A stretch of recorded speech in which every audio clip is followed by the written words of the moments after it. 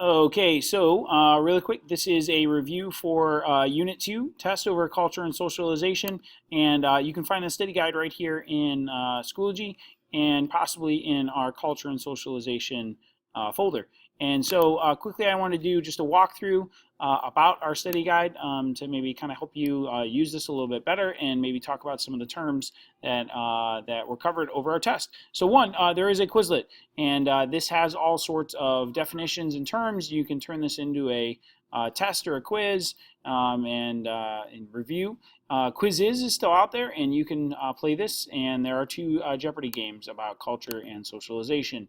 But really, you should understand these kind of vocabulary terms to best understand the main ideas supporting the sociological understanding of culture. And so, one, that cultures have all sorts of symbols that you should be kind of able to identify what a symbol might be.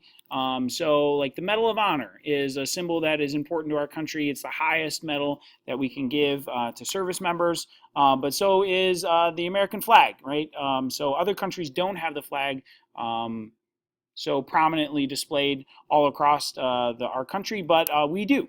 And so signs are a part of symbols. So things like stop signs mean something to us, but might not mean something to a different culture. But also gestures. We watched a video in which the thumbs up or the OK symbol don't mean those same sort of things in other nations.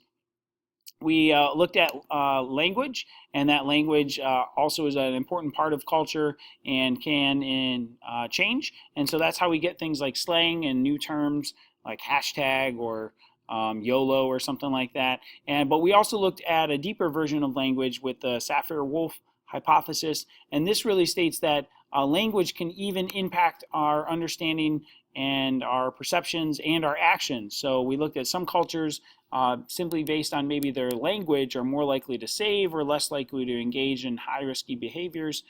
So that is an important part of culture.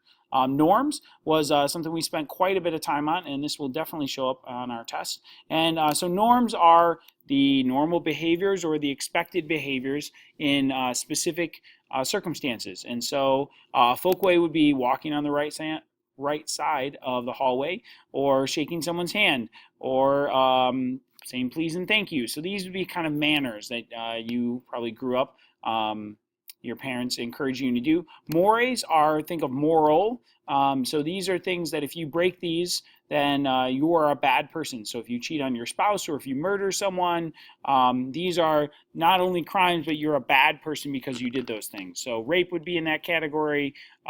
Taboos are the things that are highly unacceptable in our society. So in our society, incest and you know, cannibalism would be highly taboo sort of topic. So you really have to go outside of what's socially acceptable here. We watched or looked at top 10 taboos around the world. So there were things about people dancing with corpses or, you know, engaging and slicing knives through themselves or beating themselves, and so things that would seem very strange and icky to us where you get an immediate ugh is definitely a taboo. Laws are the formal norms, and so speeding is an example of a norm, and so if you go beyond a certain speed, then you are breaking the law, and you can get a formal sanction, which sanctions are rewards or punishments for behaviors. And so if you follow these things, you might get benefits.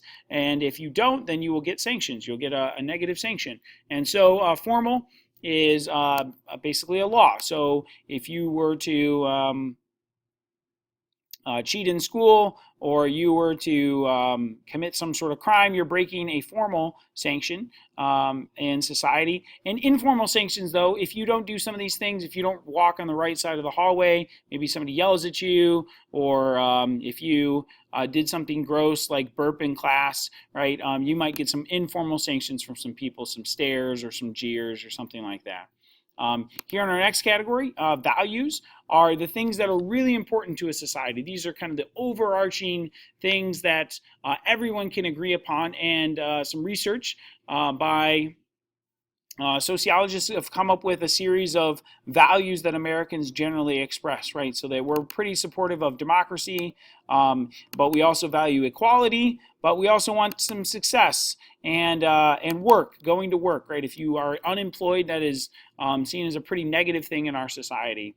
Um, all cultures have a set of beliefs, and these are the things that kind of guide are guided by our values, and so maybe an example would be that all men are created equal, right? Would be a belief about, right, equality, or that you're innocent until you're proven guilty, maybe as a part of our democracy. All cultures also have non-material culture. These would usually be the ideas, the values, and the beliefs of a culture. So things like religion or cultural ideas. So things like the holidays we celebrate, so like Thanksgiving, or um, the kind of concepts that we kind of maybe generate. So what's cool is kind of a non-material culture. But then we have lots of stuff, right? Apple pie and hot dogs and Mustangs and rock and roll are material culture of America, right? The Big Mac and whatever other things you can think of as the stuff that exists in American culture. In culture as well, there are ideal cultures. So these are the things we say we are, and these are the actual things we are. So in class, we use the example of beauty and activity, that all these commercials show very beautiful people who are always climbing mountains or riding bikes, but our real culture actually has people who are overweight and obese and don't really aren't active and might not actually be attractive according to our cultural understanding of it. And culture wars are the things people wrestle over. So these are things like abortions or taxes, where the culture kind of is a tug of war, back and forth between what is going to be acceptable. So our dominant culture is the main culture in our society. So we would probably have like a white Anglo-Saxon dominant culture, because that's been the majority of people for the time in the country, and who've had the kind of the resources and power. In culture, though, there are subcultures. So these are small groups within the culture that does things differently. So gamers or people who are into death metal or the Amish would all be examples of subcultures, different groups. Countercultures are different because they stand out as opposing the main dominant culture. So the KKK or the Black Panthers or ISIS would be examples of counterculture in America.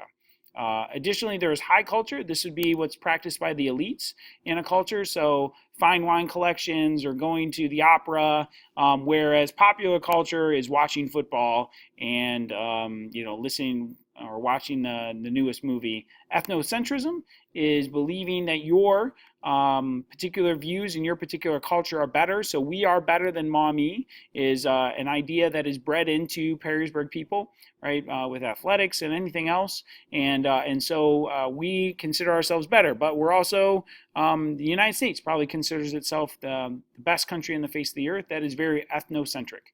And cultural change does happen, that things go and change over time, that the culture is not static. It is definitely changing in all of these categories. Moving on, we did look at examples throughout our time. So all cultures have these cultural universals: the economy, institutions, arts, language, environment, recreation, and beliefs. And they kind of vary as far as what they look like, but all cultures have them. Moving on to socialization, this is how you become you. And so you can identify and describe the main ideas supporting the sociological understanding of socialization. So our theories have some things to say about it, right? So functionalists would stress how family and religion keep a society stable. Conflict people would really point out the fact that we reproduce inequalities over and over again, that the rich will have rich kids and the poor will have poor kids, and it keeps things the same. And symbolic interactionism would point out that socialization is the major determinant of human nature. So really, that the expectations we have about humans and what they're supposed to do and what they're not supposed to do is a result of socialization. So our understanding of private property, right, might be one, that I own this stuff, Some cultures don't necessarily believe that. So we did look at an experiment with Harlow's monkeys, and that experiment showed that the monkey liked cuddles, and that the monkey would favor cuddles over food, and sociologists would generally favor nurture over nature. So that your environment really shapes you more than your genetic makeup, right? We looked at Mead and Cooley, and these were guys who came up with the self-concept that you are your unique self, and that you have an I and a me. And so the I part of you is the unsocialized, the unique individual part of you, might be a good way to remember that. And the me is the socialized part, right? So this is the part of you that conforms to society because you know that people are going to look down on you if you do this or that, where the I part of you doesn't care, or these are the internal thoughts you might have about someone or something. And through the looking glass is that we change our perceptions or we're changed by others' perceptions. So that if somebody tells me I'm athletic, maybe I try out for the team. Or if somebody tells me I'm smart, then maybe I take the ACT. Or if somebody tells me I'm dumb, maybe I don't take an AP class. And so this is kind of a GIF about the I and the me didactic, but basically the process of how you come to interact between the I and the me. So additionally, Mead came up with these stages of play, or role-taking stages, excuse me. And so he said that first, little kids imitate, right? They learn how to smile or give high fives, and that we socialize kids in some very basic ways there. That soon they start to play and they take on individual roles. So they play fireman or rock star or princess or whatever, and they are taking on that role. They're learning about that role. In game stage, they're playing with multiple people. Think of like a baseball game where people have different roles, right? A batter or a pitcher or the catcher, and they all are doing separate things. And then Mead came up with this great term, the generalized other. And this means that you have expectations of other people in society. So you could expect what a waiter does, or what a student is supposed to do, or what a teacher is supposed to do, even though you're not, in fact, fulfilling those roles. We did a big project about ancients of socialization. These are the things that impact you along the way. So I asked you to think about which one has impacted you the most or the least, and which one has really transformed you to become you, right? Other things we talked about are school is a pretty big agent of socialization up here. And in school, we have a hidden curriculum. So we learn things that are not just math and science. So we learn things like teamwork, which is a value and a norm, right?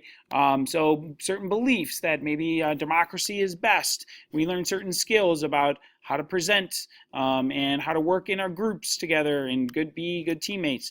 And sometimes in society, we place certain people in total institutions. What that means is, here I'll zoom in a little bit so you can maybe see a little better. So total institutions are the places where people are often sent or choose to go to.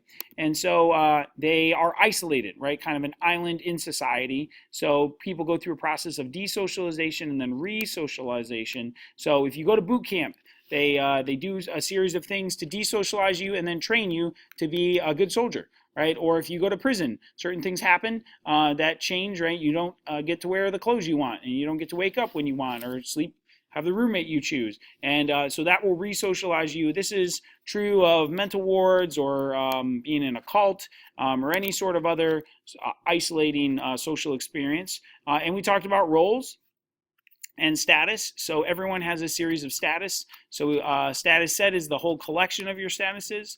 Ascribed statuses are the things you're kind of dealt with in this life. So whether you're a guy or a girl, or black or white, or whether you're middle class or whether you're American. Achieved statuses are the things you've achieved or that have been given to you. So you are a student or you're an athlete, and your master status is the most important one of all.